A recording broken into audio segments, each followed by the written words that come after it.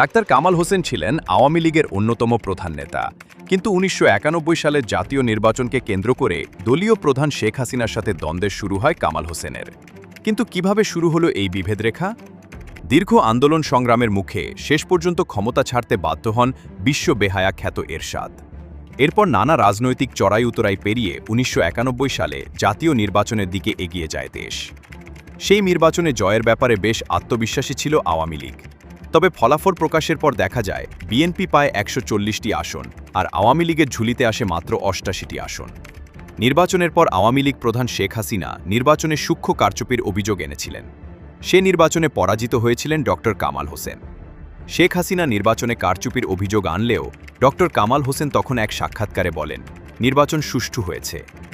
এর জের ধরে ডক্টর কামাল হোসেনের গাড়িতে আক্রমণ করা হয় এবং তিনি কটুবাক্যের শিকার হন। দলীয় সভানেত্রী শেখ হাসিনার কাছে দেওয়া এক চিঠিতে কামাল হোসেন নির্বাচনে পরাজয়ের পেছনে দলীয় কোন্দল এবং অতিরিক্ত আত্মবিশ্বাসের কথা তুলে ধরেন।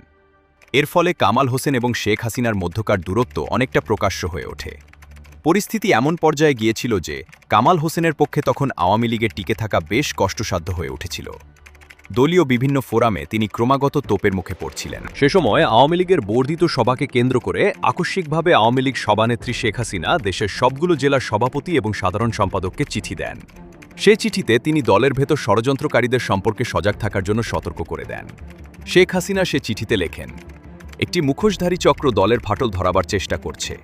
নানা কৌশলে সস্তা সেন্টিমেন্টমূলক বক্তব্য দিয়ে প্রকাশ্যে ও অপ্রকাশ্যে আজ আমার ও আওয়ামী লীগের ইমেজকে খাটো করা হচ্ছে।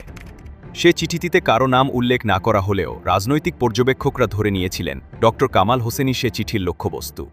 ১৯৯২ সালের মার্চ মাসের প্রথম দিকে আওয়ামী লীগের বর্ধিত সভা অনুষ্ঠিত হয়। সে বর্ধিত সভায় ব্যাপক সমালোচনার মুখে পড়েন কামাল হোসেন, যার ফলে কামাল হোসেন হয়তো বুঝতে পারছিলেন তাকে ভিন্ন পথ দেখতে হবে। সেজন্য তিনি নাগরিক সমাজকে সম্পৃক্ত করে একটি মঞ্চ তৈরির চিন্তাভাবনা করতে থাকেন। ১৯৯২ সালের জুন মাসে ডক্টর কামাল হোসেন গণতান্ত্রিক ফোরামের আনুষ্ঠানিক যাত্রা শুরু করেন। সে অনুষ্ঠানে উপস্থিত ছিলেন barrister Syed Ishtiaq Ahmed, doctor Mozaffar Ahmad, professor Rehman Sobhan, professor Zillur Rahman Siddiqui, barrister Hamidul Islam সহ আরও অনেকে। তবে এই গণতান্ত্রিক ফোরাম নিয়ে আওয়ামী লীগের মধ্যে বেশ অস্বস্তি ছিল। আওয়ামী লীগের প্রেসিডিয়াম সদস্য হওয়ার পরও কেন কামাল হোসেন গণতান্ত্রিক ফোরাম গঠন করলেন সেটি নিয়ে নানা প্রশ্ন উঠতে থাকে। অনেকে ধারণা করছিলেন যে ডক্টর কামাল হোসেনের গণতান্ত্রিক ফোরাম একটি রাজনৈতিক দলে রূপ নিতে পারে। শুরুর দিকে তিনি এই ধারণাকে বাতিল করে দেন। তিনি বলেন, এটি শুধুই নাগরিকদের ফোরাম। কিন্তু কামাল হোসেনের গণতান্ত্রিক ফোরাম নিয়ে আওয়ামী লীগ নেতারা সমালোচনা মুখর হয়ে ওঠেন। তার বিরুদ্ধে দলীয় ভাবমূর্তি নষ্টের অভিযোগ তোলা হয়। এ ধরনের ফোরাম না করার জন্য ডক্টর কামাল হোসেনকে নিষেধ করা হলেও তিনি তাতে কান দেননি। ১৯৯২ সালের ১৯ ও ২০ সেপ্টেম্বর আওয়ামী লীগের কাউন্সিল অনুষ্ঠিত হয়।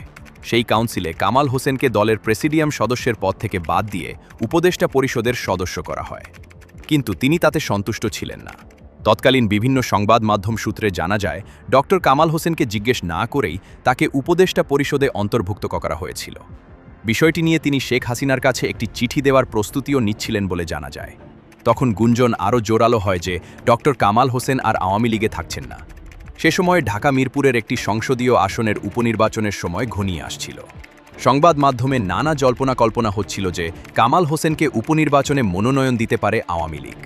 এর আগের নির্বাচনে এই একই আসনে আওয়ামী লীগ প্রার্থী ডক্টর কামাল হোসেন বিএনপির প্রার্থী হারুন মোল্লার কাছে ২০০০ ভোটের ব্যবধানে পরাজিত হন। কিন্তু শেষ পর্যন্ত কামাল হোসেনকে মনোনয়ন না দিয়ে কামাল আহমেদ মজুমদারকে প্রার্থী হিসেবে বেছে নেয় আওয়ামী লীগ। আর তাই ডক্টর কামাল হোসেনের দল থেকে বেরিয়ে যাওয়া তখন সময়ের ব্যাপার হয়ে দাঁড়ায়। ১৯৯৩ সালের আগস্ট মাসের শেষের দিকে গণতান্ত্রিক ফোরাম ৩ দিনব্যাপী জাতীয় মহাসম্মেলন আহ্বান করে। সেই মহাসম্মেলনের মাধ্যমে ডক্টর কামাল হোসেন নতুন রাজনৈতিক দলের ঘোষণা দেবেন সেটি অনেকটা পরিষ্কার হয়েছিল। এই সম্মেলনের মাধ্যমে ১৯৯৩ সালের ২৯ আগস্ট রাজনৈতিক দল গণফোরাম গঠনের ঘোষণা দেওয়া হয়। এর আগে সেদিন সকালে ডক্টর কামাল হোসেন আওয়ামী লীগের প্রাথমিক সদস্য পদ থেকে পদত্যাগ করেন। তার পদত্যাগপত্র দলীয় সভানেত্রী শেখ হাসিনার কাছে পাঠানো হয়।